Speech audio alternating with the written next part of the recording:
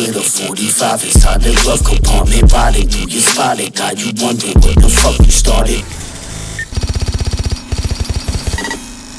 What's going on, everybody? Today I'm going to be showing you how I got Milano the Don's vocals to glide over this beat. This is really cool, really awesome. A lot of pro tips in here.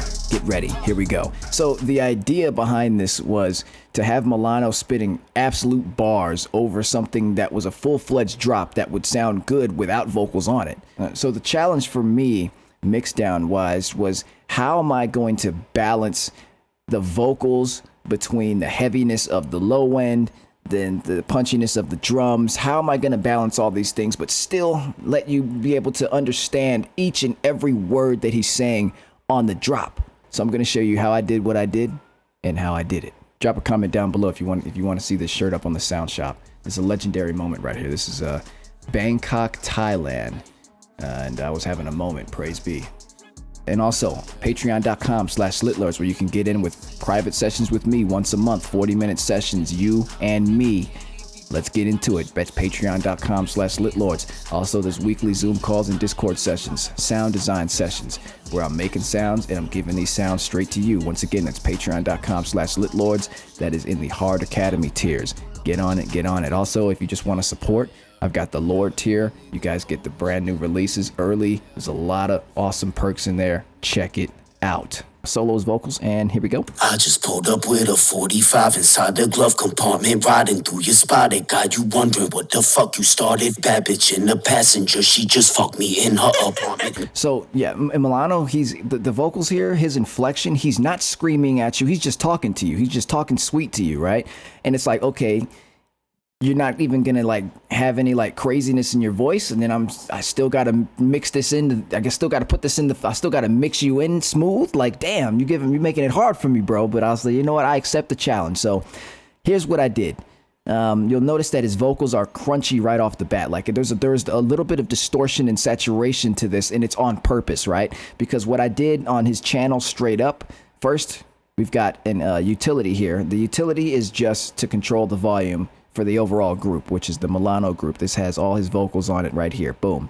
So I've got a utility. I bought it up 2 decibels. That's where I wanted to put the volume at for the particular group. It controls all of them at once, not each individual track. It's a group, you know, common sense.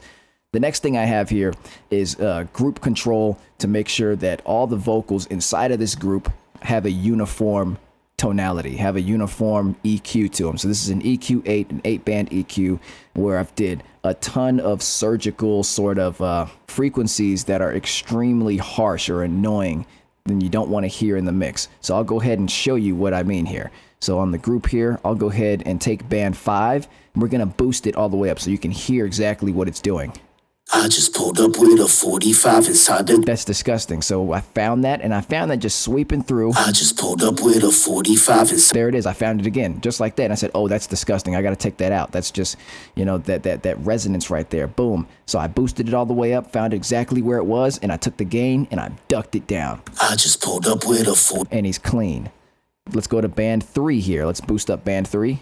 I just pulled up with a 45... Oh, that's tough. See, so that's the methodology, that's the theory behind this. I'm taking out these unwanted frequencies and resonances that muddy up the mix and degrade from the quality of the take. So that's what I did. That's what this is. This is group control for this group tonality control for the vocal section. The next thing, which is contributing to the way that it's kind of crunchy and saturated, is I have thermal. This is from a company called Output. And thermal is just a distortion saturation plugin, and I just was using this rejuvenator setting here. I was using this rejuvenator setting with a 32% dry wet to kind of spice up the vocal. So I'll play an A-B version. So this is with it.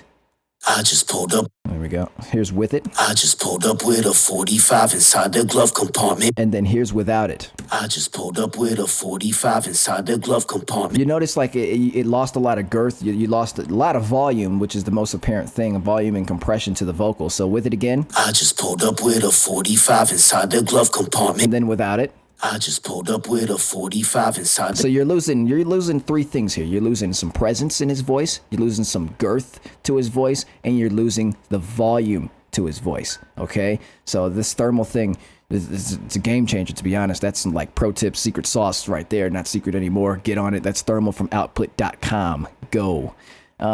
Next thing we have is the individual tracks themselves. So Milano sends things like he has his main take, and then he has his doubles, and his doubles reinforce his main take. So you'll notice the doubles are wider. I just pulled up with a 45 and then you've got your main take, which is pretty much mono. I just pulled up with a 45. And then sometimes I change that, but let's go over what's on his main take here.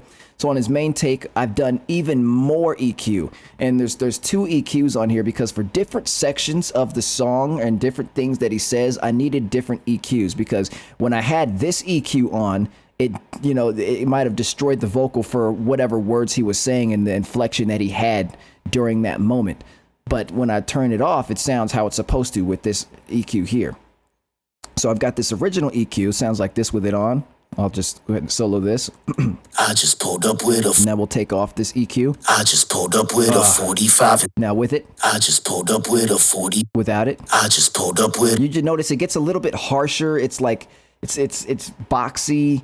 Like, can you hear the difference? Here's with it. I just pulled up with a 40. Everything's nice and controlled. It feels like it's trying to break out, but it's controlled. Now, without it, I just pulled up with a 45. It's kind of harsh to listen to, right? It's unpleasant. So I had to go through here after putting on the group EQ to kind of get things, started. That was just the initial, okay, I took out a lot of these crazy things. You notice like this, the group one is really like, okay, I found something crazy here, found something crazy here. And they're all really tinny, resonant-y, I just frequencies that I took out. And now here I'm sculpting like it's a lot more specific to what he's saying now on this EQ on the specific channel for his main take. So yeah, that's the methodology behind these 2 EQs. Then I've got some more utility here to control the volume.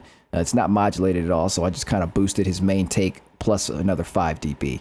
And then I've got a compressor on here, which isn't doing anything. It's not even reaching the threshold or anything like that. Then Echo Boy on some parts. And Echo Boy is just it's an echo plugin from Sound Toys, one of my favorite people who make plugins. It's got a lot of different echo algorithms that are just top of the line shit right there. Top of the line shit.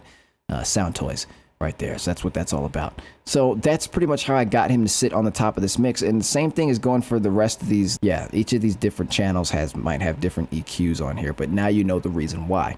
And the utility I'm using is purely used to control the volume. How loud or how quiet do I want something? This is really, really useful for me in mixing. Yes, I could go over to this other view here, this session view. I could go over to this session view and, do the faders, but that's not a lot of you don't have a lot of control. It's not as flexible as the utility, so that's why I like using the utility. And I have a utility on every single track, audio and MIDI. Yeah, so then you've got the doubles, and pretty much the same stuff is on all this stuff. So there's really nothing else to talk about. That's pretty much how I got him to sit over this. It's a lot of like listening to it over and over again and really kind of diving into each frequency and sweeping through the entire thing for the entire length of the verse. So you know that every word that he says sounds good and it's not conflicting with anything else in the drop. So once again, this is Double Dragon. This is what it sounds like. I just pulled up with a 45 inside the glove compartment, riding through your spot. It got you wondering what the fuck you started. Bad bitch in the passenger, she just fucked me in her apartment. Now she hanging out the window cussing while she dumped it.